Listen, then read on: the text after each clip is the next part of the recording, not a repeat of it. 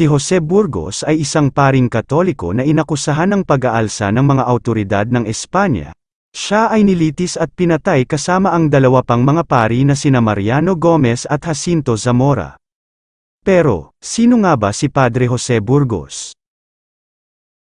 Si Padre Jose Burgos ay isinilang sa Vigan, Ilocos Sur noong ika-9 ng Pebrero taong 1837 sa mag-asawang Jose Burgos, isang opisyal na Kastila na may ranggong tinyente, at Florencia Garcia na tubong Maynila.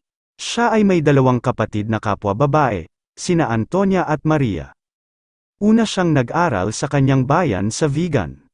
Pangarap ng kanyang ama na siya ay maging isang abogado, kaya lumuwas siya ng Maynila at nagpatala sa Kolehiyo de San Juan de Letran. Bilang anak ng isang sundalong opisyal ay tinanggap siya sa paaralang ito bilang mag-aaral na walang bayad at ginamit niya ito upang makapagtapos ng sekundarya.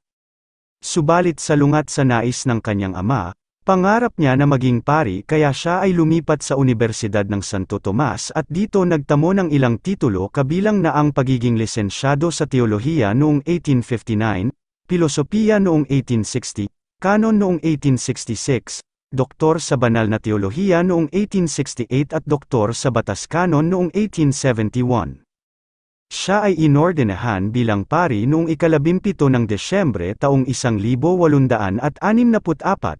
Kasunod nito ay kaagad siyang naatasang maglingkod bilang kura paroko ng Katedral ng Maynila noong Enero taong 1865, kasama si Padre Jacinto Zamora. Bukod sa iba't ibang matataas na katungkulan sa simbahan, siya ay naging fiscal din sa hukumang pangsimbahan. Siya ay hindi lamang isang magaling, matapat, at masigasig na alagad ng simbahan, siya rin ay isang makabayan. Namalas niya ang mga ginagawang pang-aapi ng mga Kastila sa mga paring Pilipino kung kaya't ipinaglaban niya ang karapatan ng mga ito. Noong 1859, nagkaroon ng malaking pagbabago ang mga parokya sa buong kapuluan nang sapilitang inalis sa katungkulan ang mga Pilipinong paring naglilingkod bilang kura paroko. Ginawa ito upang mailagay bilang kura paroko ang bagong kararating na mga paring Heswita mula sa Espanya. Isa siya sa mga paring Pilipino na nagpahayag ng di pagsang-ayon sa panukalang iyon. Bunga rin ng nasabing aksyon, maraming mga petisyon ang ipinaabot sa Espanya upang hilinging muling ipagkaloob sa mga Pilipinong pari ang pamamahala sa mga parokya, ngunit walang nangyari sa mga kahilingang ito.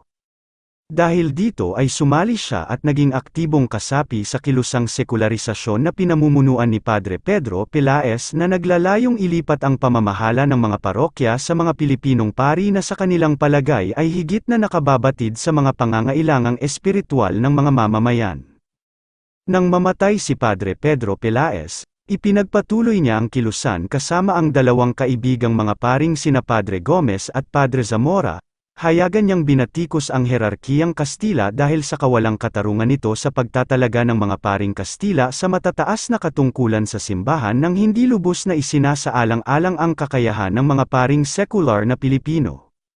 Noong ika-27 ng Hunyo taong 1864, siya ay nagpadala ng isang bukas na liham sa pahayagang La Verdad ng Espanya na pinamagatang Manifesto to the Noble Spanish People, which the loyal Filipinos address in defense of their honor and loyalty that have been grievously offended by the newspaper La Verdad in Madrid, na naglalaman ng kanyang protesta laban sa hindi makataong pagtrato ng mga fraile sa mga Pilipinong pari kagaya niya.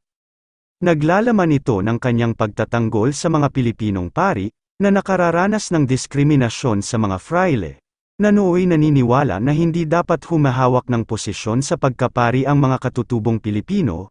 Iprinotesta rin niya ang hindi makataong pangangamkam ng mga fraile ng mga lupain mula sa mga katutubo para lang maging bahagi ang mga iyon ng malawak na korporasyon ng mga fraile. Sinabi rin niya sa kanyang liham na ang mga pribilehiyo na tinatamasa ng mga fraileng Espanyol ang nagiging dahilan ng pang-aabuso sa kanilang hawak na kapangyarihan at malayang paggawa ng mga malalaking iskandalo habang nasa parokya, habang tinatanggalan ng karapatang mamuno man lang ng parokya o magpari ang isang katutubo. Ang mga gawaing ito niya at ng iba pang mga Pilipinong pari ay hindi minabuti ng mga may kapangyarihang Kastila kung kaya't sila ay lihim na gumawa ng paraan upang mapigilan ang mga Pilipino sa kanilang mga gawain. Nakakita ng paraan ang mga Kastila sa pag-aalsang naganap sa Cavite noong ika-20 ng Enero taong 1872, nang ilan sa mga kawal at manggagawa sa arsenal ang tumutol ng alisin sa kanila ng pamahalaan ang kanilang pribilehiyong hindi pagbabayad ng buwis at hindi pagtratrabaho sa mga gawaing bayan. Isinangkot siya ng mga Kastila kasama sina Mariano Gomez at Jacinto Zamora sa pamamagitan ng pagbibigay ng patunay na sila, lalong-lalo na si Padre Burgos, ay nakitang nang-uudyok sa mga manggagawa at mga kawal upang mag-alsa. Ang tatlong pari ay dinakip at ipinagsakdal sa salang pag-aalsa at pagtataksil sa Espanya. Sila'y nilitis sa Fort Santiago noong ika-15 ng Pebrero taong 1872.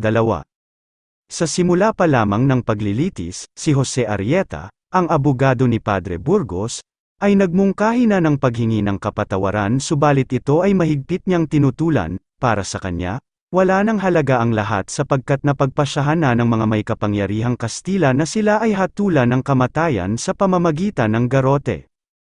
Hiniling ni Gobernador General Rafael de Izquierdo kay Arsobispo Gregorio Meliton Martinez na hubaran ng abito ang mga paring martir subalit tumanggi ito sa paniniwalang sila ay inosente at bilang pagkilala sa mga ito ay iniutos na lamang ang pagpapatunog ng kampana. Bago tuluyang binitay si Padre Burgos ay lumuwad ang taga-bitay at nang usap, "Padre, patawarin mo po ako sa gagawin kong pagpatay sa inyo, pinatatawad kita, anak." Ang malumanay na sagot ni Padre Burgos, "Nalalaman kong ginagawa mo lamang ang iyong tungkulin." Pagkatapos, kasabay ng pagtunog ng mga kampana sa mga simbahan, siya ay binitay sa pamamagitan ng pagbigti sa garote noong ika-17 ng Pebrero taong 1872 sa Bagong Bayan.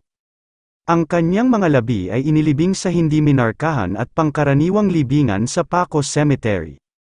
Noong 1998, ang pinaniniwalaang mga labi ni Padre Burgos ay natuklasan sa Paco Park Cemetery ng Manila City Engineers Office. Si Padre Burgos ay malapit na kaibigan ng kuya ni Jose Rizal na si Pasiano.